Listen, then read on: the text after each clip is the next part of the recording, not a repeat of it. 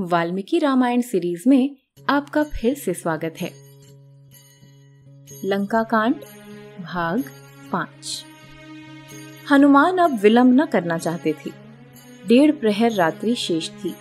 उन्होंने हिम श्रृंखला में द्रोणगिरि को ढूंढ लिया। सुषेण ने औषधि की पहचान बताई थी कि वह रात्रि में तारे की भांति टिमटिमाती है और उसका वहां एक ही पौधा है, परंतु यहाँ भ्रम हो रहा था क्योंकि उस पर्वत पर अनेक बूटियां थीं और सभी जगमग कर रही थीं। हनुमान समझ गए कि यह रावण की माया है जो छुपकर उनके कार्य को बाधित कर रहा था। बूटी को पहचानने में समय व्यर्थ करना उचित नहीं था, अतः हनुमान ने श्री राम का स्मरण करके पर्वत को ही उखाड़ लिया। वे उस झिलमिलाते पर्वत को लेकर जय श्री राम का जय घोष करके वहां से चल दिए। हनुमान द्रोणगिरि पर्वत को उठाए पवन वेग से श्री राम शिविर की ओर उड़े जा रहे थे। मार्ग में अयोध्या नगरी थी। श्री राम के अनन्य सेवक व अनुज भरत नंदीग्राम में निवास करते हुए अयोध्या के लिए नित्य प्रहरी बने रहते थे। उन्होंने निद्रा त्याग दी थी। वे श्री राम के चरणों में ही ध्यान लगाए रहते थे और राज कार्य करते थे। वे अयोध्या के रक्षक थे और इस व्रत का पूरी कर्तव्य परायणता से पालन कर रहे थे। अर्धरात्रि बीतने पर भरत की दृष्टि आकाश मार्ग में उड़ते और चमचमाते पिंड पर पड़ी। भरत ने सोचा कि वह कोई राक्षस ही होगा, कहीं वह उस अग्नि पिंड को अयोध्या के किसी क्षेत्र में न गिरा दे। भरत ने यह सोचकर तुरंत बाण चला दिया। बाण लक्ष्य को लगा तो हे राम का स्वर उभरा और अग्निपिंड नीचे आ गया। भरत विचलित हो गए। संभवतः उन्होंने किसी राम भक्त पर बाण चला दिया था। वे व्याकुल होकर कपि श्रेष्ठ हनुमान के समीप आए और बोले, हे भाई, मुझे क्षमा करना। मैंने भ्रमवश तुम्हें राक्षस जानकर बाण चला दिया। मुझे देव ने पहले ही मेरे आराध्य श्री राम से विमुख होने का दंड दिया है और मैंने आज फिर एक राम भक्त को पीड़ा देने का अपराध कर दिया। हे कपिराज, इस अभागे भरत को क्षमा कर दो। मेरे मन को थोड़ी शांति मिलेगी। हनुमान एकटक भरत को देख रहे थे।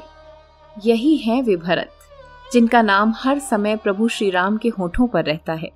जिन श्री राम का नाम देवतागण भजते हैं, वे भरत को इतना स्नेह करते हैं कि कोई भी प्रसंग हो भरत का नाम अवश्य लेते हैं।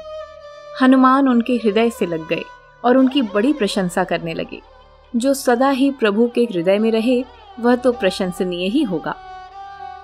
हनुमान बोले, हे भरत जी, मैं केसरी नंदन हनुमान हूँ। इन दिनों भगवान श्री राम ने राक्षसों का नाश करने के लिए लंकापति रावण से युद्ध ठाना है।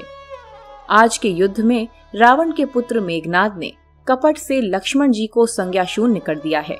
मैं प्रभु के आदेश से यह औषधि लेकर जा रहा था जो लक्ष्मण जी के प्राण बचाएगी। भरत शोकाकुल होकर विलाप करने लगे। हे विधाता, मैं अधम प्रभु के किसी भी काम न आ सका। मेरा तो जीवन ही व्यर्थ हो गया। हे कपि श्रेष्ठ, तुम मुझे संक्षेप में वह कथा कहो जिससे राम रावण युद्ध हुआ। हनुमान ने संक्षेप में सब कथा कह दी, जिसे सुनकर भरत बहुत व्याकुल हो गए। समय का अभाव था, अतः अधिक बात करना उचित नहीं था, इसीलिए वे हनुमान से बोले, हे कपिराज, तुम्हें शीघ्र पहुंचना है। यात्रा लंबी है और समय कम। आप पर्वत सहित मेरे बाण पर विराजें तो मैं शीघ्र ही आपको प्रभु श्री राम के पास पहुंचा दूं। हनुमान को बड़ा ही आश्चर्य हुआ, किंतु जिन पर प्रभु श्री राम का इतना अपार स्नेह है उनके लिए क्या दुर्लभ हो सकता है। भरत सर्व सामर्थ्य रखते हैं।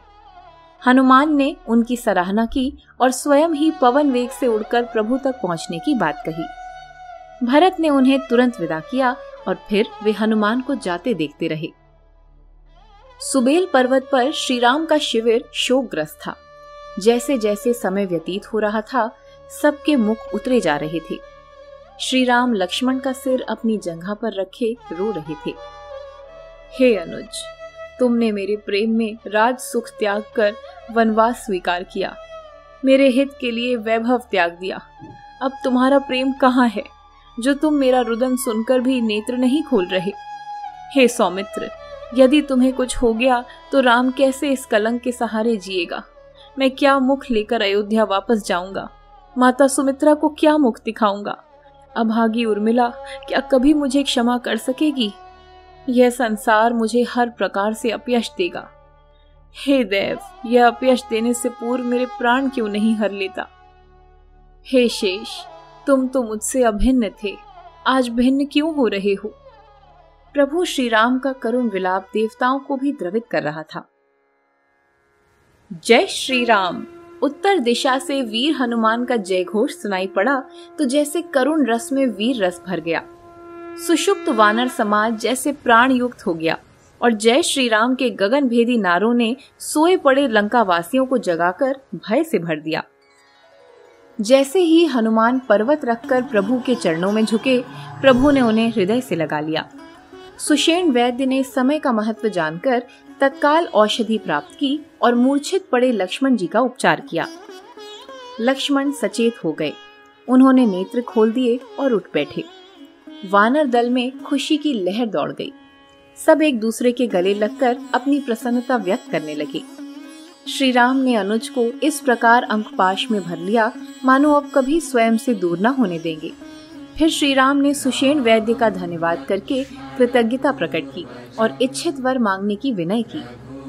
सुषेण ने प्रभु के चरणों में असंख्य प्रीति का वर मांगा और अपना जीवन सफल कर लिया। तब श्री राम की आज्ञा से हनुमान सुषेण वैद्य को सुरक्षित लंका में पहुंचा आए।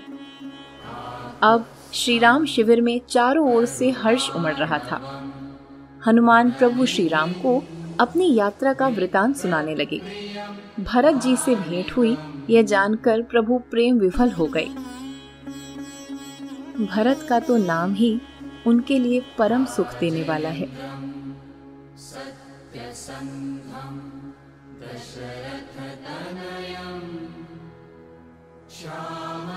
अभी आपने सुना लंका कांड भाग 5। अगले भाग के साथ जल्द मिलेंगे। धन्यवाद।